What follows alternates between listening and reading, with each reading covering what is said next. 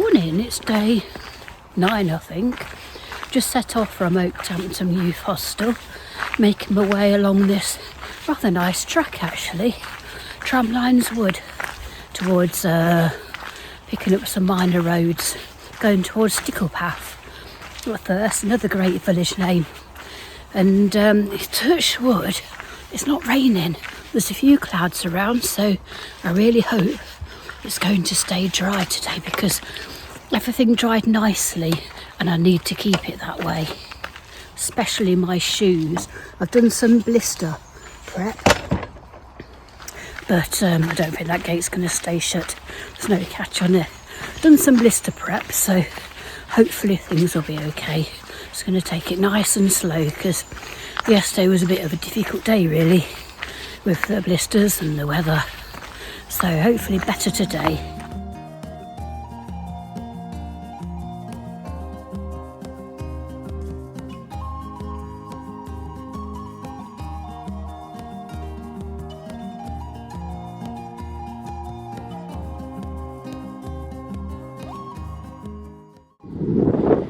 Looking back towards Okehampton.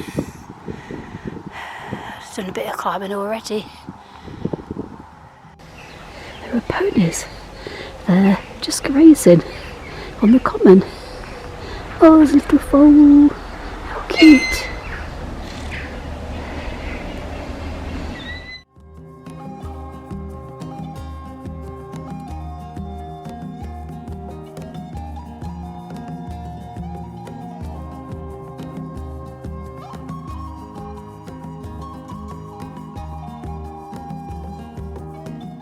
Well, I didn't think I'd get to see any ponies, being as I wasn't actually up on the moors properly, but look, here they are, all grazing.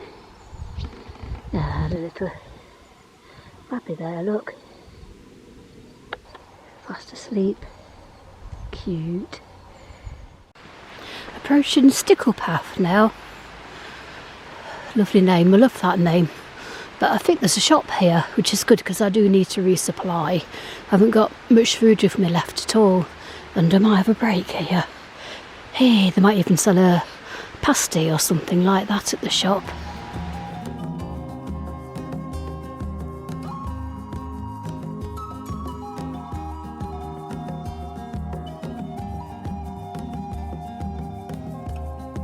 Just found a handy little village store that sold everything really. Picked up a couple of bits and even had a coffee there and a sit down because yep, they did lattes. So refreshed for a bit, ready to go.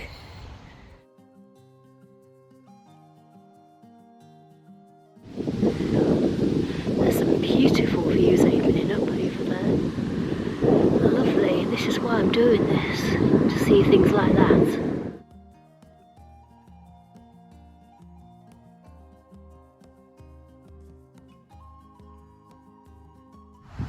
Time for a break. Rather conventional place, I know, but there you go. Just having a lunch stop.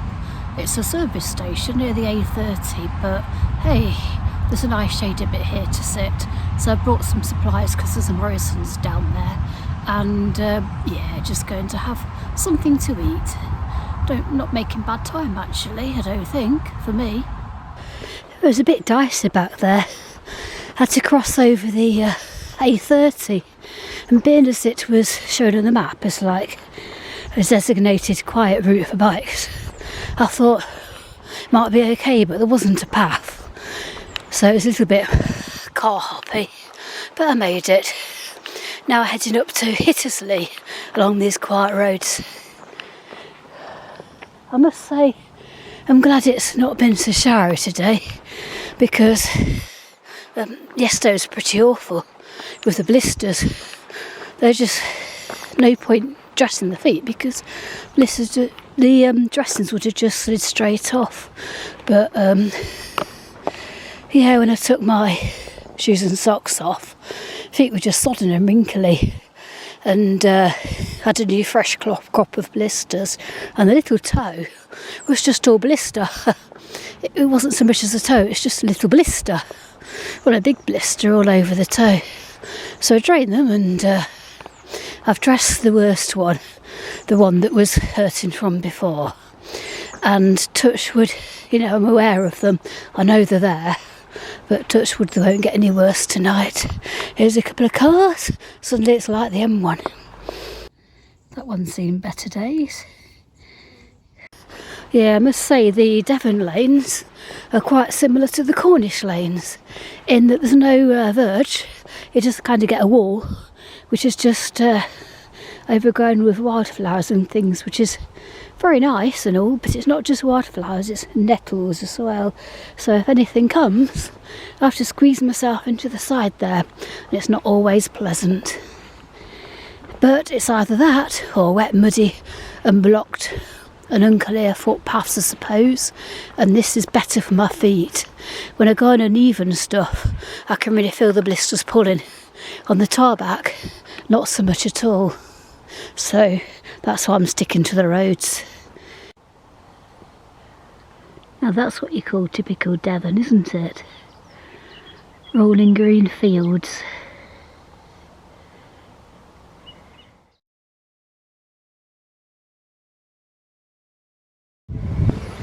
There's a church, and there's a bench. I hear music, there's a wedding going off next door.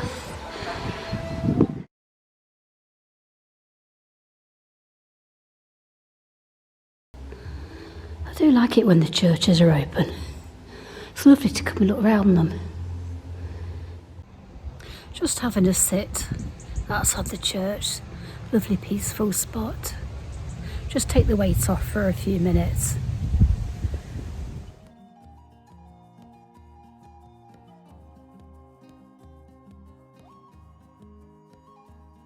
I've picked up the 2 Moors Way. I haven't really heard about it, but I presume it probably links Dartmoor and Exmoor, maybe. But it seems to be quite a popular walk according to the book in the church, the Visitors book. Quite a few people who'd called into the church were on it, so it might be something to have a look at for the future.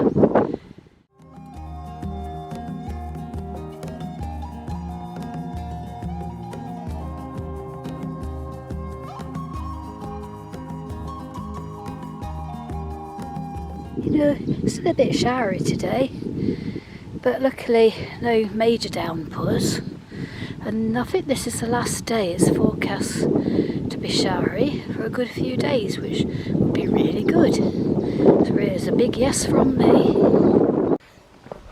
You know, I think what it is about doing these challenges, setting yourself a challenge, you want to do something, some adventure, no matter how big or small. I think the biggest thing is just showing up for it, just showing up, just getting to that start line, because what I've done, it's flaming scary. It would have been so easy to have thought, no, it's not the right time, weather's not looking great, don't think I can do it, I need more training, and just sort of like not done it. But I mean, I showed up, I got on the train, I got down to Penzance, completely terrified, and I've started. I mean, I'm not guaranteed to finish, but at least I showed up for it. At least I got to the start line. So whatever you planning on doing, just get to the start line, because even if you don't manage to do it, at least you've done the hardest step, and you'll have had a brilliant adventure, and it will increase your confidence. So yeah, just don't talk yourself out of it, because I know it's so easy to do, especially if it's a solo adventure, but just don't do that, just go for it.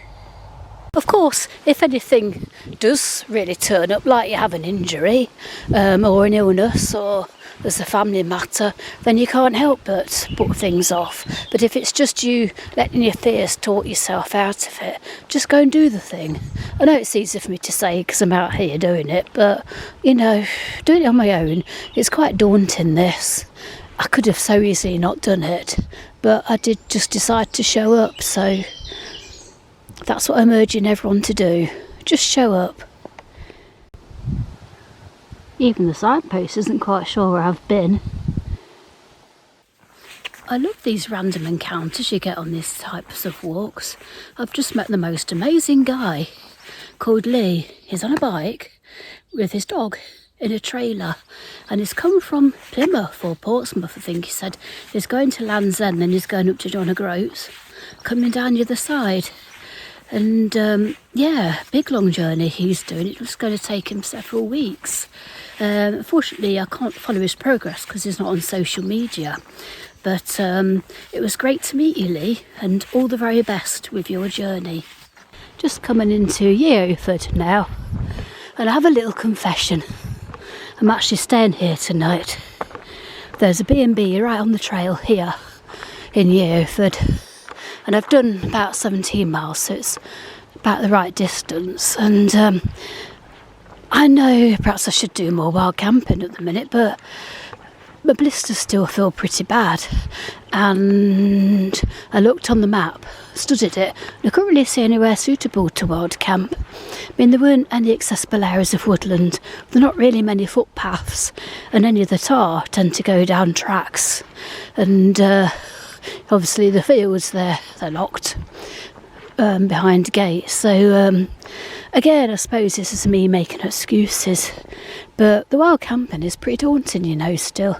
Just pitching up and expecting to be discovered. So if I end up booking a few more bed and breakfasts and hotels, but it means that I do the challenge, then all to the best, I suppose. I mean, I will need to camp. I definitely can't have accommodation every night, so there'll still be plenty of camps, I'm sure. But I'm just going to let myself get my feet up and just kick those blisters into touch tonight. Just have another relaxing evening, because I know I had the youth hostel last night, but it wasn't that relaxing. I still had to sort out all my wet gear and dry, go and find something to eat. And yeah, so things should be a bit better. Today I should have more time.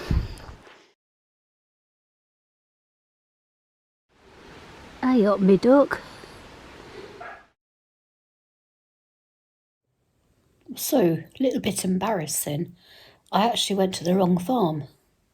The farm I went to, they weren't expecting me. And I tried to say I'd booked through booking.com. Turns out I was at the wrong farm entirely. The farm I should have been at was 1.5 miles up the road, up a hill. But I'm here now and having a coffee in bed, so resting those blisters, and life is good. So that is the end of day 9, I think. See you tomorrow.